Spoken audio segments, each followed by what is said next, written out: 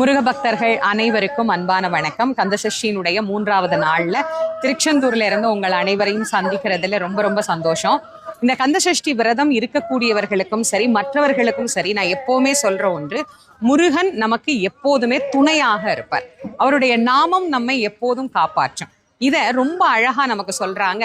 5 முகம் தோன்றில் 6 முகம் தோன்றும், வெஞ்சமரில் அஞ்சேலென வேல் தோன்றும், நெஞ்சில் ஒரு கால் நினைக்கின் 2 காலும் தோன்றும் முருகா என்று ஓதுவார் முன் அப்படிங்கிறாங்க. அப்படின்னா என்ன அர்த்தம்?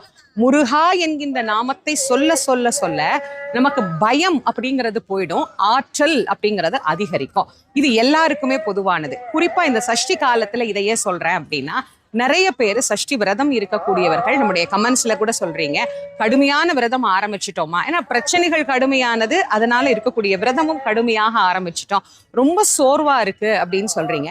கவலையே படாதீங்க. 3வது நாள்ல